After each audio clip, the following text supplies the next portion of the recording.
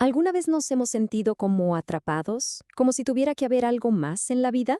Bueno, hoy vamos a explorar una idea muy potente, la de un avance espiritual, un cambio radical en nuestra realidad que, según esta perspectiva, es orquestado por un poder superior.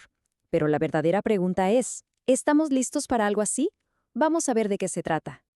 Miren, la inspiración para todo este análisis viene de esta frase increíble del predicador del siglo XIX, Phillips Brooks. No pidas muletas, sino alas. O sea, no se trata de pedir una pequeña ayuda para seguir cojeando, sino de pedir la capacidad de volar, de elevarnos por completo. Esto nos da una idea de la escala de lo que significa un verdadero avance. Bien, ¿y cómo vamos a desglosar esto? Aquí está la hoja de ruta.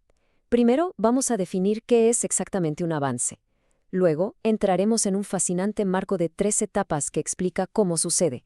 Primero, la preparación en el mundo, después la transformación en un grupo de personas y finalmente el impacto a través de ellas. Y vamos a ver cómo todo se reduce a un cambio que empieza de adentro hacia afuera. Entonces, arranquemos por lo básico. ¿Qué significa realmente la palabra avance en este contexto? Porque no es solo una especie de esperanza pasiva, para nada. Es una intervención divina para la que, según la fuente, debemos prepararnos activamente. Y ojo, porque la fuente usa una definición que viene del mundo militar y es muy reveladora. Un avance es un impulso ofensivo que penetra y trasciende una línea defensiva en la guerra. O sea, esto lo enmarca no como algo que simplemente esperamos que pase, sino como una acción decisiva en medio de un conflicto.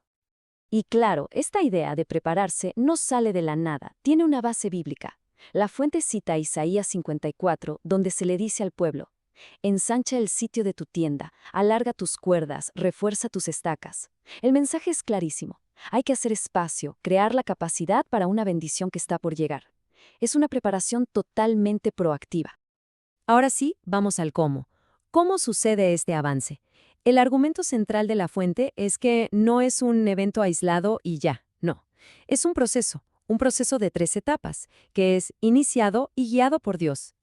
Y aquí están esas 3 etapas. Primero, la obra soberana de Dios en el mundo, como que preparando el terreno. Segundo, su obra soberana en su pueblo, iniciando un cambio desde adentro. Y tercero, su obra soberana a través de su pueblo, generando un impacto hacia afuera. Vamos a analizar cada una. Empecemos con la primera etapa, la obra de Dios en el mundo. Según esta perspectiva, los grandes movimientos de avance no ocurren así como así, en el vacío.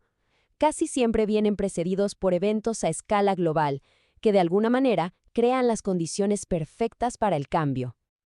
Y esto lo explica todo a la perfección porque hay como 2 ingredientes clave. Por un lado, a la izquierda, la presión externa. Crisis económicas, políticas, plagas, dificultades. Y por otro, el deterioro interno, cuando los valores, las estructuras familiares, la moral se desmoronan desde dentro. La fuente argumenta que cuando estas 2 cosas chocan, se crea la tormenta perfecta para un cambio profundo. El ejemplo histórico que se usa es el Imperio Romano. Y piénsenlo, no era un paraíso de paz. Había divisiones étnicas por todos lados, problemas económicos graves, infanticidio generalizado, una ruptura familiar que era sistémica. Era un ambiente de crisis global, un caos. Y fue justo en ese contexto, dice la fuente, en el que apareció Jesús. Y para anclar todo esto teológicamente, la fuente presenta esta cita de Job. La idea es que estos eventos mundiales, por más caóticos que parezcan, forman parte de un plan soberano. Ningún propósito de Dios, como dice el texto, puede ser frustrado. Muy bien, pasemos a la segunda etapa. Una vez que las condiciones están dadas en el mundo, el foco cambia de lugar. El cambio ya no empieza allá afuera, sino con la propia comunidad de fe. Es el verdadero punto de partida de la renovación. Y aquí, ojo, porque este es el punto clave, el meollo del asunto. En lugar de estar apuntando dedos y culpando a fuerzas externas como el gobierno, los medios o la cultura, la perspectiva es que el arrepentimiento y la transformación deben empezar en casa. Dios tiene que obrar profundamente en su pueblo antes de poder obrar poderosamente a través de él. Un caso de estudio que es fascinante es el Avivamiento de Oración de Nueva York de 1857. En medio de un declive moral y de muchísimas presiones externas, comenzó una pequeña reunión de oración. Al poco tiempo, miles de personas estaban usando su hora de almuerzo para orar por toda la ciudad. El movimiento se extendió como la pólvora y, según los informes, millones se convirtieron, provocando un cambio social enorme. Y esto nos lleva directo a la etapa final. Después de obrar en el mundo y en su pueblo, Dios empieza a obrar a través de su pueblo. Aquí es donde ese cambio interno, personal, se traduce en un impacto externo que se puede ver y tocar. La metáfora que se usa aquí es la del yugo de Jesús, y la idea no es esforzarse más y más por cuenta propia. No, la invitación es a conectar la vida con su guía, a permitir que Él dirija y que Él provea la fuerza. Es decir, que el poder para el cambio no es humano, es divino. Y ya para ir cerrando, veamos algo súper interesante. ¿Cómo este marco teológico se alinea con una perspectiva sociológica? Porque la fuente presenta una investigación que parece respaldar por completo esta idea de una transformación que va de adentro hacia afuera. La investigación que se cita sugiere un punto de inflexión muy concreto. Afirma que cuando más o menos el 10% de la población de una ciudad se convierte al cristianismo, empieza un efecto dominó de transformación cultural. Es un número que, la verdad, te deja pensando. La evidencia principal para esto viene del sociólogo Rodney Stark y su libro El auge del cristianismo. Y lo interesante es que Stark, como académico secular, lo que quería era entender por qué esta fe creció de una forma tan explosiva en el Imperio Romano, sin una explicación aparente. Y esta gráfica lo muestra de una forma brutal.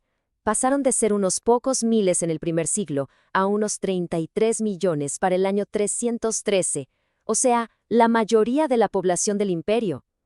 La pregunta de Stark era, sociológicamente, ¿cómo pasó esto? Y los hallazgos de Stark son fascinantes. Descubrió que los cristianos transformaron la cultura no a través del poder político, sino del servicio. Cuidaban a los enfermos durante las plagas mientras la élite huía, elevaban el estatus de la mujer, rescataban a bebés abandonados en los basureros, creaban soluciones a problemas como el saneamiento o la división étnica. Fue una transformación desde abajo, desde la base.